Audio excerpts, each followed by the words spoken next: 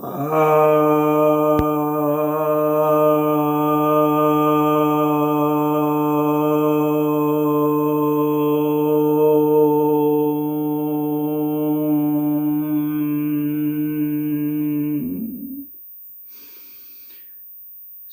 भक्तजनों को सप्रेम नमन। भक्तों,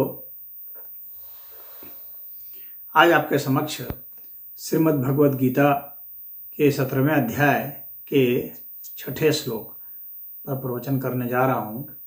यह श्री भगवान वाच है, अर्थात श्री भगवान कहते हैं, कर्ष्यन्तः शरीरस्थं भूतग्रामम् अचेतसः मां चायवन्तः शरीरस्थं तान् विद्धि आशुर निश्चय। अर्थात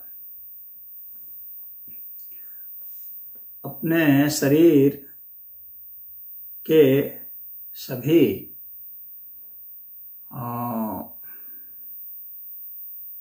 अंगों को, सभी तत्वों को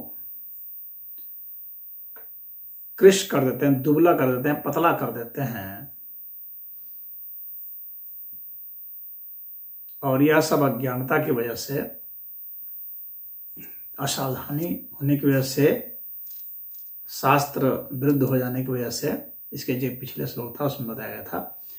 तो इसमें यही कहा रहा है कि अज्ञानता की वजह से, यही कहा जा रहा है कि अज्ञानता की वजह से सब पूरे शरीर को दुबला पतला कर लिया जाता है, कष्ट दिया जाता है शरीर को।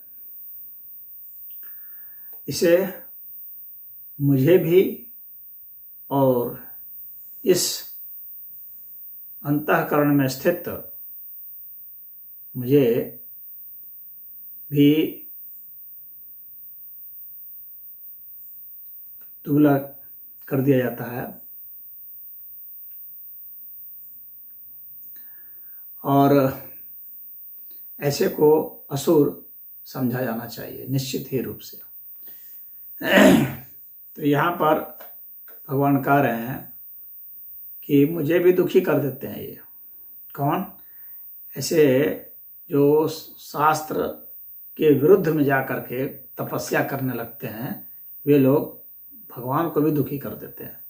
वे क्या करते हैं, उनकी तपस्या का क्या मतलब होता है कि वे शरीर को कष्ट देने लगते हैं, शरीर को सुखाने लगते हैं। उसमें पृथ्वी तत्व, जल तत्व, अग्नि तत्व, वायु तत्व, आकाश तत्व, सभी को, भूत ग्रामम, पूरे भौतिक तत्वों को, सब उनके पूरे समूह को ये जो है सुखाने लगते हैं। इस तरह का घोर तप ये करने लगते हैं।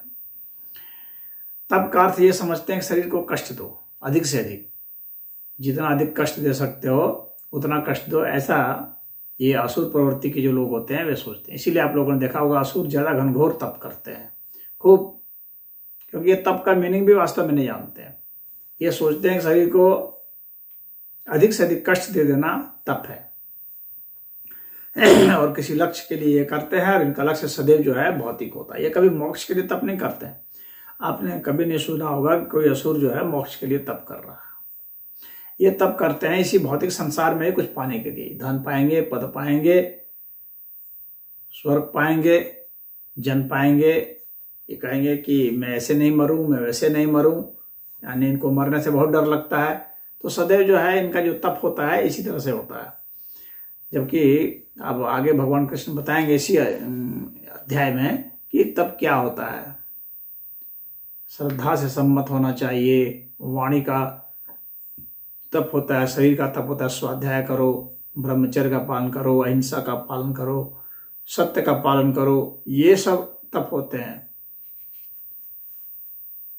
दया होनी चाहिए, करुणा होनी चाहिए, ये सब तप होते हैं। यह नहीं कि शरीर को सुखा देना है। तो ऐसे शरीर को सुखा देने को भगवान कृष्ण ने तप नहीं कहा है।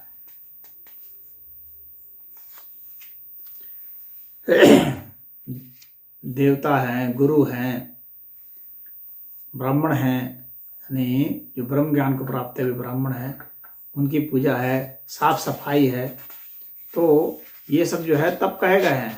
अब आगे जब हम लोग जाएंगे तो देखेंगे कि आगे के श्लोकों में इसका बहुत अच्छा से वर्णन है, उसमें बताऊंगा। हाँ, तो स्वाध्याय करना है, प्रिय बोलना है, सत्य। आप देखेंगे इन सबसे असुर दूर रहते हैं। भाव में शुद्धि होनी चाहिए, सौम्यता होनी चाहिए, और आदमी को चुप भी रहना चाहिए, मौन भी होना चाहिए। तो यह सब इनमें नहीं होता है। ये लोग बस यही सोचते हैं कि शरीर को सुखा देंगे, बस ये हो गया तब। इसीलिए क्या होता है कि ये जो है, कोई एक टांग पर खड़ा है, कोई कांटा बिछा करके उसमें लेट गया है, कोई उल्टा लटक गया है, कोई सिर के बल पर खड़ा है, कोई एक ही पोजीशन पर बैठा हुआ सिर्फ रह रहा है, और अपने शरीर को महान पीड़ा दे रहा है। तो इस तरह से ये तब करते हैं। कोई आग का गोला बना करके उसी में बैठ जाता है, कोई भूखा प्यासा ही रह जाता है।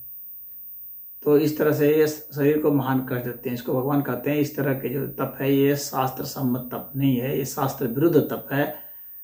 और इस तरह के तप जो हैं वो आसुरी प्रवृत्ति वाले जो हैं वे करते हैं, और कहते हैं कि इस तरह के तप से मैं स्वयं भी जो उनके हृदय में रहता हूँ, उनके केंद्र में रहता हूँ, मैं स्वयं भी दुखी कृष्ण हो जाता हूँ, मैं भी दुखी हो जाता हूँ इनकी वजह से, क्योंकि ये शरीर को दुख देते हैं। और जब दुख देंगे तो क्या होगा, जब आदमी स्वयं को दुख देगा तो क्या होगा, जब बाद में फिर जब तप छोड़ेगा, नॉर्मल जब होगा, तो क्या होगा कि वही दुख जो उसने दिया था अपने को, उसी का कई गुना हो करके वो समाज पर बरसेगा। इसीलिए असुर सब जितना घोर तपस्या करते थे, उतना अपने को दुख देते थे, उसी का ठीक उल्टा वे पब्लिक को, जनता को दुख देने लगते थे। बहुत ज़्यादा प्रजा को सताना शुरू कर देते थे, कईयों को मारना पीटना शुरू कर देते थे, क्योंकि वह उसी का काउंटर इफेक्ट आता था। जो उन्होंने अपने ऊपर इफेक्ट डाला था उसी का काउंटर इफेक्ट आता था, उसी का विपरीत बन करके आता था, और सभी जनता के लिए वह त्रासदी बन करके आ जाता था। तो जो दुख स्वयं को दिया गया है वही रिबाउंड होकर के वापस आ जाता है। तो जो व्यक्ति बहुत तप कर रहा है इस तरह से करके, वो समझ जाना कि बहुत ज़्यादा क्रोध और हिंसा से भरता जा रहा है अपने को। और वैसे लोग जो हैं बहुत ही खतरनाक हो जाते हैं। उनका नाम यश हो सकता है, कुछ लोग साधु वेश में भी हो जाते हैं उसमें, तो उनका नाम यश हो सकता है, परंतु उस तरह के तप की मान्यता नहीं भगवान दे रहे हैं, और कह रहे हैं कि बस ये लोग जो है सिर्फ अपने अहंकार के कारण ऐसे करते हैं, ये दिखाने के लिए कि मैं देखो अपने शरीर को कितना सता सकता हूँ। तो इस तरह का तप जो है वह मान्य नहीं है। परिस्थितियां ही अगर उसको उस तरह से कर दे तो वह बात दूसरी है, परिस्थितियां ही मजबूर कर दे तो वह बात दूसरी है। और सारे जो तप होते हैं वे निष्काम भाव से होने चाहिए, किसी कामना से नहीं होना चाहिए। कामना से होगा, सकाम भाव से होगा तो वह और भी खतरनाक हो जाएगा, वह असुरों में भी अधम हो जाएगा वह। तो यह इस श्लोक का अर्थ हुआ।